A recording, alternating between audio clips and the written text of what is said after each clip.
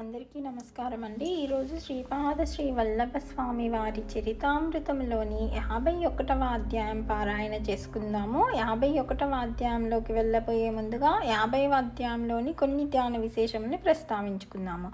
ఈ అధ్యాయంలో కూడా మనకి ధ్యానం విశేషములు ఏమీ చెప్పలేదు, కానీ మాస్టర్స్ చాలా అద్భుతమైన విషయాలు వివరించారు. మాస్టర్స్ ఏంటంటే త్రికరణ శుద్ధిగా ఉండడం అంటే ఏంటి, మన చుట్టూతా ఉన్న వాయుమండలం అంతా కూడా ఎప్పుడు మంచి స్పందనలతో ఎలా ఉంచుకోవాలి అనే అద్భుతమైన విషయములను, త్రికరణ శుద్ధిగా ఉండటం వల్ల మనకి కలిగే మంచి గురించి, కర్మ విమోచన ఏ విధంగా చేశారు శ్రీపాద శ్రీ వల్లభుల వారు అని అద్భుతమైన విషయములన్నీ వివరించారు మాస్టర్స్.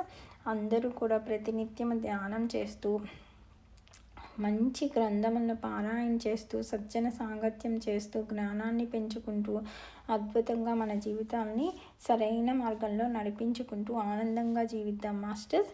ఇక మనము 51వ అధ్యాయం పారాయణ చేసుకుందాము. శ్రీపాదరాజం శరణం ప్రపద్యే. అధ్యాయము 51. జలగండము మొదలైన గండముల నుండి రక్షణ. గ్రంథ పారాయణ మహిమ. ఇంతలో ఆశ్వయుజ కృష్ణ ద్వాదశి వచ్చెను. ఆనాడు హస్తా నక్షత్రము. కృష్ణానదిలో స్నానమాచరించిన పిదప శ్రీపాద శ్రీ వల్లభుల వారు కొంతసేపు ధ్యానస్థులైరి. నేను గాడిపొయ్యి ఎంత రాజేసినను రాజుకోలేదు, అగ్ని ఆరిపోయెను. శ్రీపాదుల వారు నన్ను ఇంకొక పర్యాయము స్నానము చేసి రమ్మనిరి. తదుపరి ఇట్లు చెప్పనారంభించిరి. నాయన శంకర భట్టు, నేను గుప్త రూపమున ఉండుటకు సమయం ఆసన్నమైనది. నేను కృష్ణానదిలో అంతర్హితుడనయ్యదను. నేను ఈ కురువపురమున గుప్త రూపముగా తిరుగుచుందును. తరువాత నరసింహ సరస్వతి అను నామమున సన్యాసి ధర్మమును పునరుద్ధరించుటకు వచ్చెదను. నీవు రచించడి శ్రీపాద శ్రీ వల్లభ చరితామృతమను మహాపవిత్ర గ్రంథము భక్తజనుల పాలిట కల్పతరువు కాగలదు. అది అక్షర సత్య గ్రంథము కాగలదు. ఆకాశమునందు శబ్దము మాత్రమే ఉండును. నేను దిక్కులని అంబరములుగా కలిగిన వాడను. అందువలననే నేను దిగంబరుడుగా పిలువబడెదను. మనోమయ ప్రపంచమును సరిచేయుటకు ఈ గ్రంథ పఠనము ఎంతగానో తోడ్పడగలదు. ఈ గ్రంథమును పారాయణము చేయు వారలకు ఇహపర సాధనములు సమకూరును. ఇందలి ప్రతి అక్షరమును వేదవాక్కులతో సమానమని ఎరుగుము. నీవు వ్రాసిడి సంస్కృత ప్రతి నామ మహాసంస్థానమునందలి ఔదుంబర వృక్షము కింద అనేక నిలువల లోతులో శబ్ద స్వరూపముగా నిలిచియుండును. అచ్చట నుండి వెలువడు దివ్య శబ్దములు చర్మగతమైన శ్రోత్రములకు వినబడవు. హృదయమునందు నా పిలుపును అందుకున్నవారు ఖచ్చితముగా నా దర్శనమునకు రాగలరు. నేను నా భక్త సంరక్షణమునందు అప్రమత్తుడను. నీ యొక్క సంస్కృత ప్రతికి తెలుగు అనువాదము కూడా వచ్చును. అది పాపనార్యుల వారి 33వ తరములో వెలుగులోనికి వచ్చును.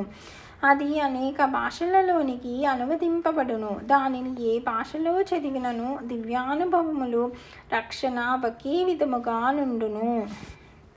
భక్తులకు శ్రీపాదుల అభయం. నీవు నాకెంతయో సేవ చేసితివి. కన్న తండ్రిని అంటిపెట్టుకుని ఉన్న బిడ్డలా ఉంటివి. నా చెక్క పాదుకలను నీకు బహుమతిగా ఇచ్చుచున్నాను.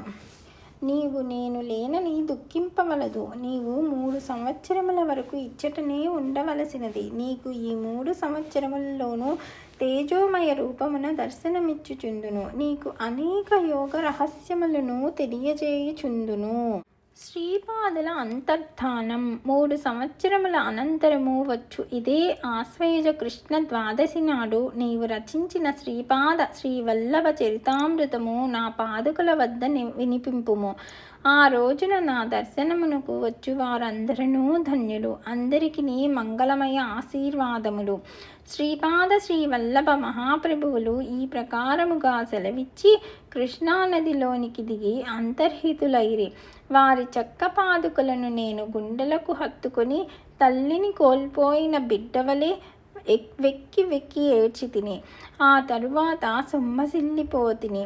మెలకువ వచ్చిన తరువాత కృష్ణలో దిగి స్నానము చేసి వచ్చి ధ్యానస్థుడనైతిని. నా మనోనేత్రములకు శ్రీపాద శ్రీవల్లభులు తేజోమయ రూపమున దర్శనమిచ్చిరి.